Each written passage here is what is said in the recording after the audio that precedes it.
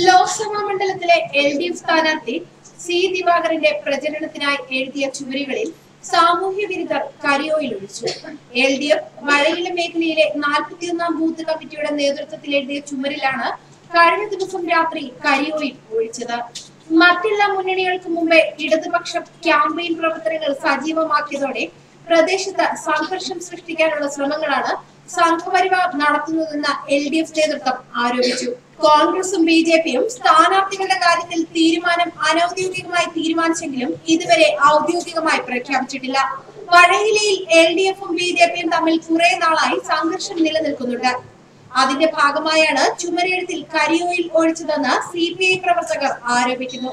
സംഭവത്തിനെതിരെ തെരഞ്ഞെടുപ്പ് കമ്മീഷന് പരാതി നൽകുമെന്നും പ്രാദേശിക നേതാക്കൾ പറഞ്ഞു.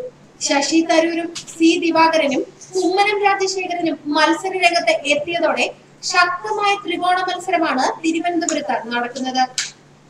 തുടർച്ചയായി 2 തവണ ജയിച്ച തരൂർ ഇക്കുറി 3ാം അംഗത്തിനിറങ്ങുകയാണ്. ശബരിമല സമരത്തിലൂടെ ലഭിച്ച ഊർജം കുമ്മനം രാജശേഖരനിലൂടെ മുതലെടുക്കാനുള്ള ശ്രമത്തിലാണ് BJP.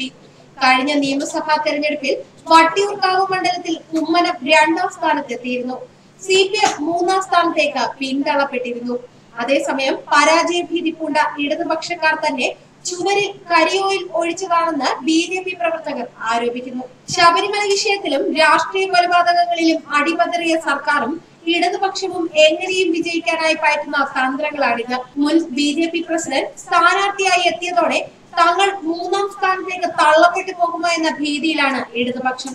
കഴിഞ്ഞ തവണ കാശ് വാങ്ങി നിർത്തിയ സ്ഥാനാർത്ഥി ദയനീയമായാണ് പരാജയപ്പെട്ടത്.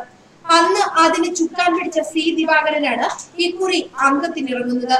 അതിന്റെ ജാള്യതയും അവർക്കുണ്ടെന്നും BJP ആരോപിക്കുന്നു.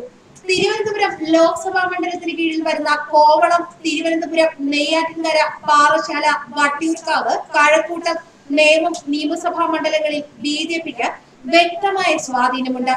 കഴക്കൂട്ടത്തും വട്ടിയൂർക്കാവിലും രണ്ടാമതെത്തുകയും നേമത്ത് O രാജഗോപാൽ വിജയിക്കുകയും ചെയ്തതിന് CPMന് ഭയമുണ്ട്. തിരുവനന്തപുരം നഗരസഭയിലെ 40 വാർഡുകളിലാണ് BJP വെന്നിക്കൊടി പാറിച്ചത്. ഇതെല്ലാം കണക്കിലെടുത്ത് തുടക്കത്തിലെ തങ്ങൾക്ക് അനുകൂല തരംഗം സൃഷ്ടിക്കാൻ CPM പല തറപ്രചാരണങ്ങളും നടത്തും. ജനങ്ങൾ അതിലൊന്നും വീഴില്ലെന്നും BJP നേതാക്കൾ പറഞ്ഞു. ന്യൂസ് ഡെസ്ക് മലയാളി വാർത്ത.